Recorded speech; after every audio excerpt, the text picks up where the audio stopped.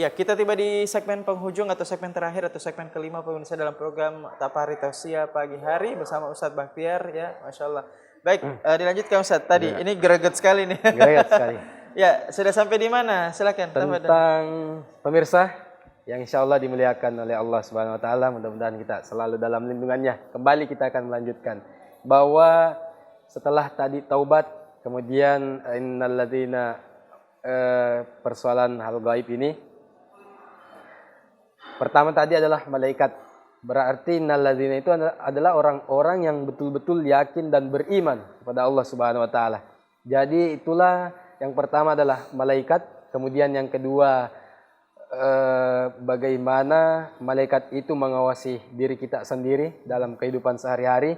Makanya dalam surah As-Sajadah selalu dijelaskan bahwa ketika rakib dan atidnya itu sudah bereaksi atau sudah memperlihatkan semuanya, maka yang dijelaskan dalam surah itu seluruh tangan manusia juga sudah dikunci, kemudian mulutnya juga sudah ditutup dengan serapat-rapatnya.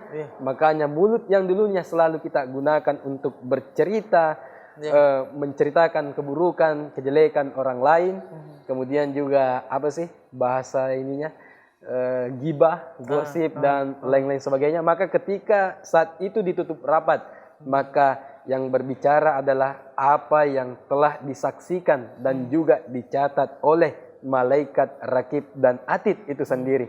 Makanya dikatakanlah di situ bahwa dia sudah mendengar, melihat, kemudian dia meminta bagaimana untuk dikembalikan agar kembali memperbaiki kehidupan dalam sehari-harinya, lebih-lebih lagi untuk bersedekah, mencari amal-amal jariah agar dia sudah tidak menyesal. Tapi apalah daya, yang sering kita dengar bahwa kalau sudah masuk nasi sudah menjadi bubur.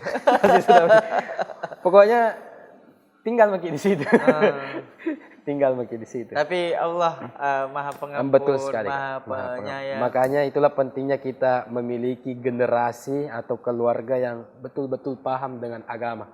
Terutama pemirsa yang di rumah, orang tuaku semuanya, mohon maaf kalau kita punya anak, maka sebenarnya investasi dan aset terbesar kita itulah anak kita sendiri. Jadi dua-duanya dapat ya? Iya, dunia dapat, dan akhirat. dapat, seperti itu. Dapat. Kalau seandainya aset kita tentang materi perkara dunia, ya kalau seandainya kita meninggal hari ini, ya, wallahu alam siapa yang jadi hak milik, hak pakai lagi, bukan kita sudah punya urusan lagi, Kak. Tapi kalau anak, cuman dalam garis besar anak yang ini bukan anak sembarangan juga. Anak yang betul-betul paham bagaimana bisa mendoakan orang tuanya, yang doanya tembus ke langit. Betul sekali. Kan ada 3 doa yang tidak pernah tertolak. Betul. Yang pertama adalah doa Nabi kepada umatnya. Itu tidak pernah tertolak. Kemudian yang kedua, doa seorang anak kepada orang tuanya. Begitupun sebaliknya. Makanya seandainya orang tua yang berdoa untuk anaknya, maka itu langsung menggetarkan arasnya Allah Subhanahu wa taala. Makanya saya sering sampaikan bahwa biasa ada seseorang melihat orang yang dalam istilah sehari-harinya dia sudah sukses lah, Kak. Misalnya ada kita jumpai dia sudah sukses atau dalam kehidupan sehari-harinya sudah bisa dibilang tinggilah apanya begitu. Ada salah satu orang selalu datang jabat tangan, cium tangan, minta didoakan. Padahal doa orang-orang seperti ini, mohon maaf, bukan berarti tidak diterima. Tapi seandainya ada orang tua di rumah, maka doanya mereka lah yang tidak punya penghalang. Istilahnya langsung. Tidak ada hijabnya ya? Tidak ada hijabnya. Arasnya Allah itu langsung bergetar. Bahwa orang tua ini mendoakan anaknya. Begitupun sebaliknya. Seorang anak yang telah yatim piatu, mengirimkan doa kepada orang tuanya, benar-benar sampai dan dinikmati oleh orang tuanya. Bahkan siksaan atau penyiksaannya di alam sana bisa dihentikan karena berkat kesalehan anaknya. Makanya Nabi Musa alaihissalam dalam riwayat dijelaskan pernah bertanya kepada Allah Subhanahu wa taala bagaimana dia melihat anak yang soleh.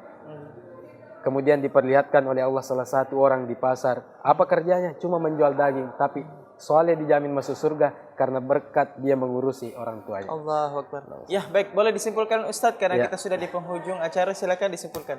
Baik pemirsa yang insya Allah mudah-mudahan selalu dalam lindungan Allah Subhanahu wa taala. Amin. Yang pertama sesuai dengan ayat wasari'u ila magfiratin min rabbikum wa jannatin arduhas samawati wal ardu iddat lil muttaqin. Dalam garis besarnya kehidupan seseorang mulai bangun tidur sampai tidur kembali tidak ada jaminan dan bahkan sudah menjadi hal yang pasti kita pernah lupa dosa hilap kepada Allah maupun kepada sesama. Maka jalan satu-satunya tidak pernah berhenti mengucapkan kalimat-kalimat thayyibah, kalimat-kalimat taubat, kalimat yang mengarah bagaimana mendapatkan ridha dan ampunan Allah Subhanahu wa taala, karena sesungguhnya orang-orang yang diampuni dosanya, diampuni segala perbuatan buruknya merupakan salah satu orang-orang yang dicintai oleh Allah Subhanahu wa taala. Sekian, mudah-mudahan pemirsa di rumah selalu berada dalam kasih sayang dan ampunan Allah Subhanahu wa taala. Wabillahi taufik wassa'adah.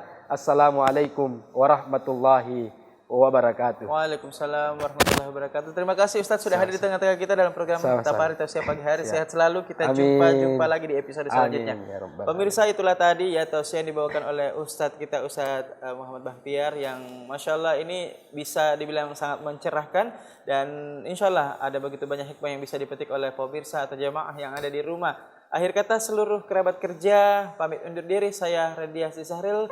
Sampai jumpa dalam program Tapari episode selanjutnya. Assalamualaikum warahmatullahi wabarakatuh.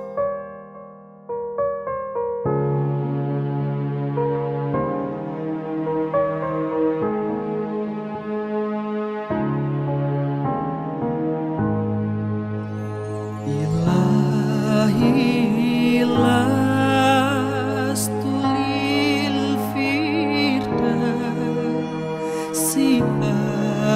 ahlan